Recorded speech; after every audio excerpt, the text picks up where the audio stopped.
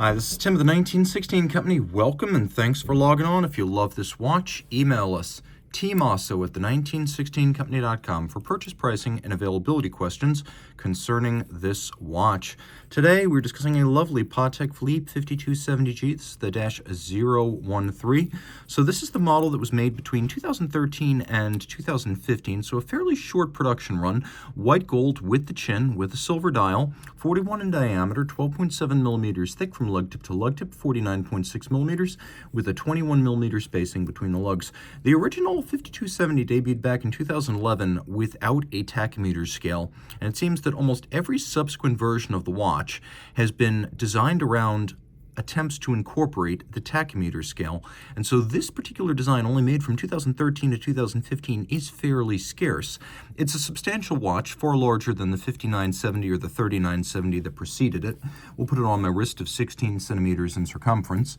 It's not the 41 millimeters, it's the nearly 50 millimeter span across the wrist that really gives this watch its presence and also creates challenges for fit if your wrist is much smaller than mine. Mine is 16 centimeters in circumference. The watch wears just fine. You can see it will fit underneath the cuff. It's got a concave bezel profile, and it is fairly thin, so no issues there. But you can see down the barrel and over the top that the lugs are getting out to the edge of my wrist, so you got to be careful. If your wrist is smaller than 16 centimeters circumference, you're probably going to want to go with the 5970 or 3970 over this.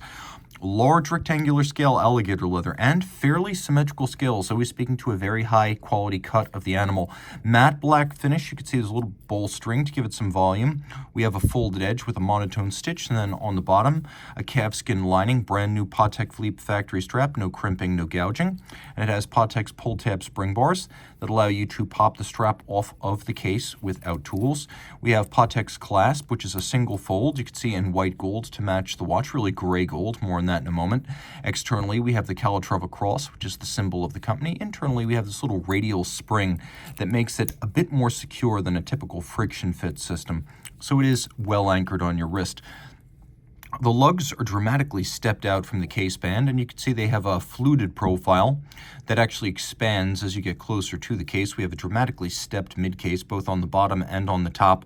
And then we have a conical bezel that has a very slight concave profile to it, along with a Calatrava Cross logo on the crown and rounded rectangular historically inspired pushers that are actually satinated on their tops and bottoms and then polished on their outer faces.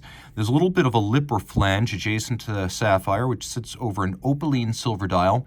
So it's silver, but it's not a sunburst. It doesn't have a directional grain. It's more of a frosted finish. We have the tachymeter scale outboard in case you want to gauge the speed of an object, such as a race car over a kilometer, or if you're good with mental decimals, a runner around a track. We've got blackened elements on the dial, so black on silver print, and then white gold hands for the time, and then blackened hands for the chronograph. We also have several coaxial indications, so you could see time and chronograph seconds at center, and then the date and the moon phase down at 6 o'clock. Now you can see that the numbers actually expand and contract as they move around that scale, a fascinating feature of the dial. We also have an azurage or concentric pattern inside each one of the sub-registers.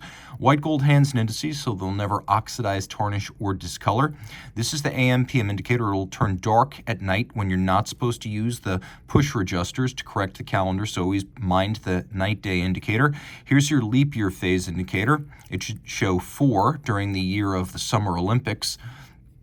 But because we have different pusher adjusters for these Patek calendars, they're not sequential like JLC or IWC, so you don't have to worry about going too far. You can always go full circle and come back if you're at the wrong part of the leap year cycle. Now, this is a modern in-house Patek caliber, which means we do have hacking seconds. We also have a lush and lovely CH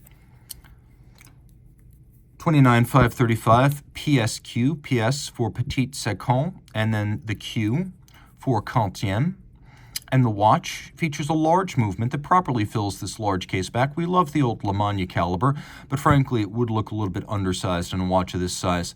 The new movement manual wind has a 65-hour power reserve. We have the column wheel with lateral clutch. We have the instantaneous minute jumper. We have the 4 Hertz beat rate, stop seconds, a handmade overcoil hairspring, 6 position adjustment and to temperatures, 30 meters water resistant. Of course, today Patek Philippe makes its own cases as well as movements, so we have the Patek Philippe maker's mark on the lug. It's a large, handsome movement with a black polished and capped column wheel. That's an old traditional Geneva standard to have the capped column wheel. Today it's used for decorative purposes. Once upon a time, it was a practical element designed to keep the horns and levers from popping out of the crenellated peaks of the column under conditions of shock. We don't have to worry about that anymore. But the cap is now mirror finished and beveled on its side for beauty. We have stripes across the bridges. We actually have anglage on both the steel chronograph components and the brass bridges.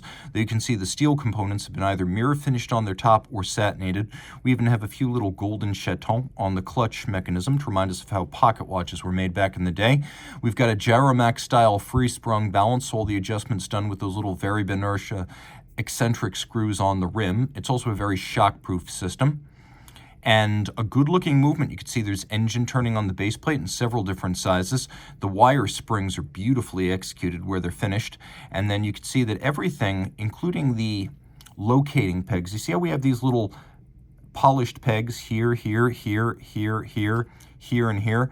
Those are pegs used to locate springs or bridges on underlying structures. And Patek has mirror finished their tops, which is a gorgeous piece of attention to detail.